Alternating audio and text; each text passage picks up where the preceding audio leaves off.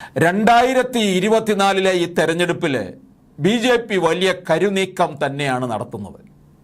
2019 അവർ തോറ്റുപോയ, അതായത് ഉന്നം വെച്ചിരുന്ന 161 സീറ്റുകളിൽ BJP ശ്രദ്ധ കേന്ദ്രീകരിച്ചിരിക്കുകയാണ്.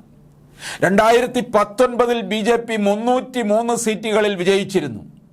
19 നഷ്ടമായ 161 സീറ്റുകളിൽ 67 സീറ്റുകൾ കൂടി വിജയിച്ചാൽ മോദി ലക്ഷ്യമിടുന്ന 370 സീറ്റുകൾ കൈവരിക്കാം. 2019 BJPക്ക് ആന്ധ്ര, കേരളം, തമിഴ്നാട് എന്നീ 3 ദക്ഷിണേന്ത്യൻ സംസ്ഥാനങ്ങളിൽ 0 സീറ്റുകളായിരുന്നല്ലോ. BJPയോടെ പ്രതിപത്തിയില്ലാത്ത തെക്കൻ സംസ്ഥാനങ്ങളിൽ നിന്നും കൂടുതൽ സീറ്റ് പിടിച്ചെടുക്കുക എന്ന ലക്ഷ്യവും BJPക്കുണ്ട്. ഇതുവഴി 370 എത്താമെന്ന് കരുതുന്നു. ബൂത്ത് തലം മുതൽ ഇവിടെ സജീവമായ പ്രവർത്തനങ്ങളാണ് നടത്തുന്നത്. മോദിയുടെ വികസിത് ഭാരത് സങ്കല്പം ഇവിടെ വോട്ടർമാരിലേക്ക് എത്തിക്കാൻ ശ്രമിക്കുന്നു.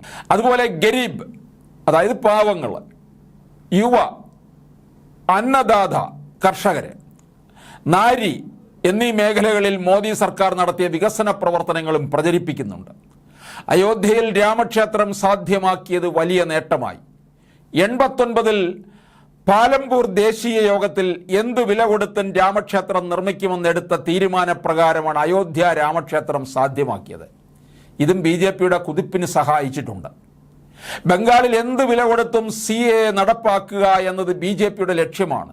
കാരണം ബംഗ്ലാദേശിൽ നിന്നും പാകിസ്ഥാനിൽ നിന്നും മതപീഡനം കാരണം ബംഗാളിലെത്തിയ ലക്ഷക്കണക്കിന് ഹിന്ദുക്കൾക്ക് പൗരത്വം നൽകേണ്ടത് ആവശ്യമാണ്. 2016 വെറും 10% വോട്ടിൽ നിന്ന് 2021 38.5% വോട്ടിലേക്ക് BJP കുതിച്ചതാണ്.